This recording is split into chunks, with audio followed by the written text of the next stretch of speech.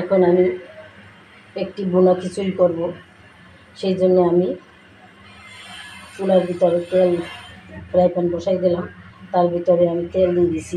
এখন আমি যে পেঁয়াজ কুচিটা দিয়ে দিলাম।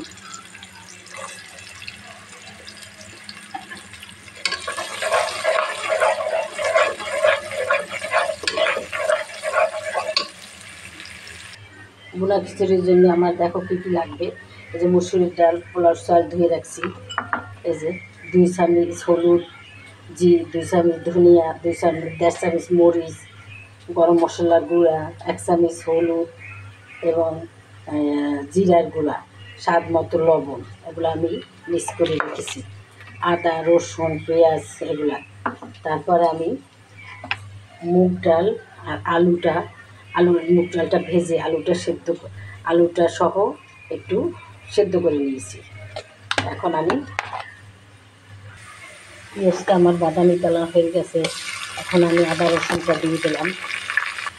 এখন আমি মশলাগুলো দিয়ে দিলাম, সামান্য একটুখানি গরম পানি দিয়ে দিলাম।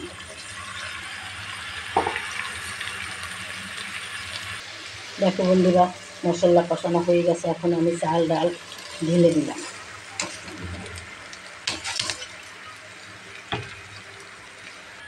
কিছু তেজপাতা দিয়ে দিলাম, কিছু কাঁচামরিচ দিয়ে দিলাম। এখন একটু গরম মশলা দিয়ে দেবো। কষানো হয়ে গেছে আমার খিচুড়িটা। এখন আমি পানি দিয়ে দেবো। 1 কেজির ভিতরে আমি 2 কেজি পানি দেবো। হ্যাঁ বন্ধুরা, কষানো হয়ে গেছে, পরিমাণ মতো পানি দিয়ে দিছি। এখন আমি ঢাকনা দিই। দেখো বন্ধুরা, আমার খিচুড়িটা হয়ে গেছে, বোনা খিচুড়িটা।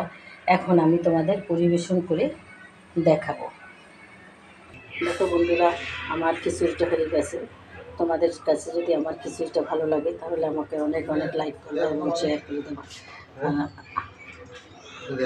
আর আমার এই খিচুড়িটা রান্না যদি তোমাদের কাছে পছন্দ হয়ে থাকে, ভালো লাগে, তাহলে আমাকে অনেক অনেক লাইক করবা এবং শেয়ার করে দেবা। আমার চ্যানেলটাকে সাবস্ক্রাইব করে দিবা। আসসালামু আলাইকুম।